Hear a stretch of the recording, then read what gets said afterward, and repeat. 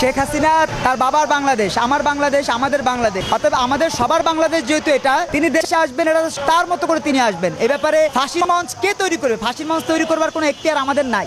মামলা তো তারেক রহমানের বিরুদ্ধে ছিল, বাবরের বিরুদ্ধে 150 মামলা ছিল। বাবর কোথায় এখন? বাবরের বিরুদ্ধে কোনো মামলা আছে? এসব মামলা হচ্ছে ফরমাইশি মামলা বলা হয় এগুলোকে। যখন যারা ক্ষমতা থাকে তখন তারা এভাবে মামলা দিয়ে প্রতিহত করবার চেষ্টা করে প্রতিপক্ষকে। শেখ হাসিনার বিরুদ্ধে এখন এভাবেই মামলাগুলো দেওয়া হয়েছে। আক্ষরি করতে সেই মামলাকে ধোপে টিকবে? তার নামে যে মামলাগুলো রয়েছে অধিকাংশ হচ্ছে ফরমাইশি মামলা। ভাই, আমাকে হুকুমের আসামি হিসেবে মামলা যদি কোনো আসামি বানানো হয়, সেই মামলা টিকবে না। অতএব শেখ হাসিনার বিরুদ্ধে যারা বলছেন ফাঁসির মঞ্চ করে রাখবেন, তারা বোকার স্বর্গে বাস করছেন। 5ই আগস্ট করে আপনাদের জিহ্বা লম্ব হয়ে গেছে। আপনারা ভাবছেন যা ইচ্ছা তাই করবেন, যা ইচ্ছা তাই বলবেন। আদতে এটা সম্ভব না। বাংলাদেশ স্বাধীনতা, স্বাধিকার, সার্বভৌমত্বের 55 বছরে এসে দাঁড়িয়েছে।